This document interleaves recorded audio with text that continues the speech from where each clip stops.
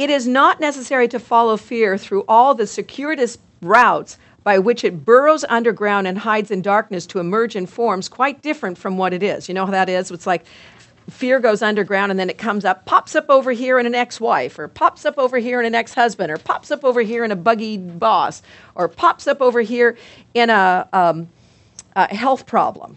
You know, all these little things that it pops up. It says it really doesn't, it's not necessary to follow each one of these. But then it says in that second line, yet it is necessary to examine each one as long as you would retain the principle that governs them all. So as long as we still do not realize that the choice is between love and fear, then we do need to look at all of these. So this is saying, though, as long as we see these problems, then we are going to need to look at them. When you are willing to regard them not as separate, but as different manifestations of the same idea, and one you do not want, they go together. Now that sounds really good, makes a whole lot of sense, but the fact is, what did we start this night out with? We've mistaken pain for pleasure or for joy. And so we really don't know what we want. So we do need to look at this. But again, as the Course is very clear to say, we need the help of the Holy Spirit. We need to look at this with the eyes of God's love to help us to know how we can look at the Somali pirate differently, to look at our boss differently, to look at the political system and the things that are going on differently. And then it goes on to say, the idea is simply this: you believe, and this is what I was referring to earlier, you believe it is possible to be host to the ego or hostage to God. And in this is basically saying, this is the choice you think you have and the decision you believe that you must make. This is not really the choice that the Course says we have. This is what the ego would say, that you can host the ego with all of its judgmental projections of unworth onto everyone else and guilt onto everyone else and retain that within yourself, or you can be hostage to God. And God is what? You know, Daniela said it, when I first started thinking I need to trust God, I didn't like God. Why would I trust him? The images I had of him were not very loving or very trust-filled. So why would I do that? And that's what this is saying, is we think within this world that these are the choices we have. We're either going to trust in the ego, which is this idea of fear and a world that sometimes gives us joy, but most of the time gives us pain and suffering. You know, a world that is outside of us, a world that is projected outside and seems to be dreaming us instead of us dreaming it. Or we are going to be hostage to God. This image that we have made of God is someone who kind of just plays with us, you know, and causes us to suffer. So what this is trying to say is you are not host to the ego or hostage to God.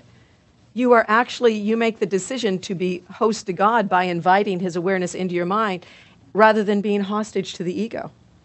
You know, we've just confused it. Again, this is one of those confusing things where we've gotten so used to painful circumstances and situations, we just think we're deserving of them.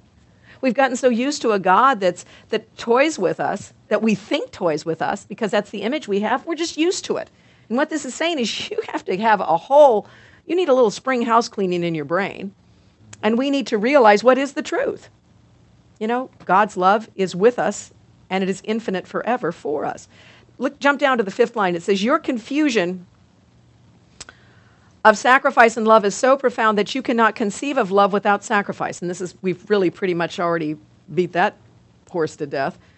You know, this is the idea we have of God, that he demands a sacrifice. Certainly look at the innocent lamb of Jesus, who took on the sins of the world, paid the ultimate price for you. Make you feel good? You know?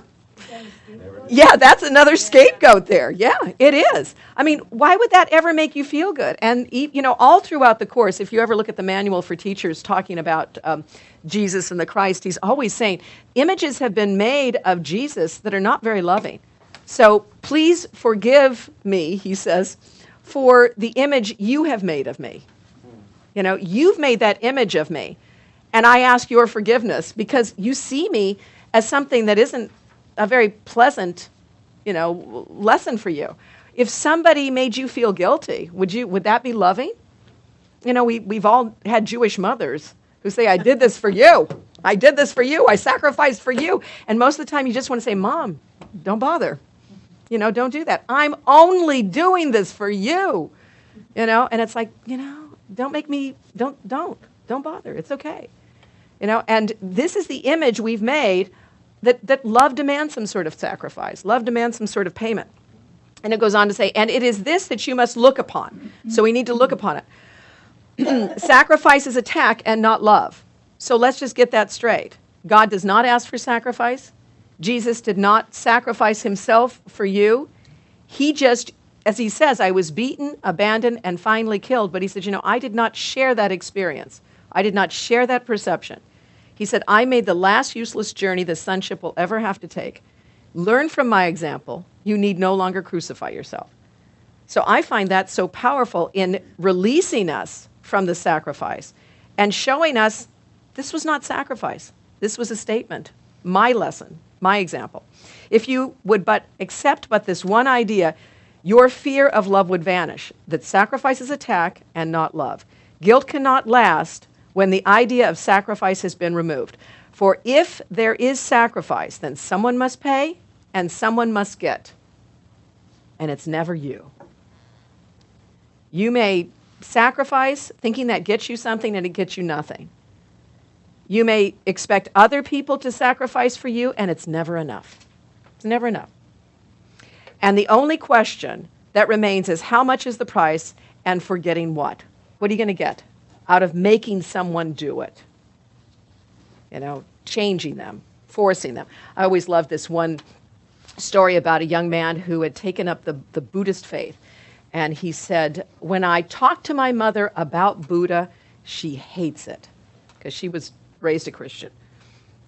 He said, but when I am the Buddha, my mother loves it. And I think to myself, see, this to me is what this idea is about. So how do we get out of this? Well, we stop talking about this and we become this.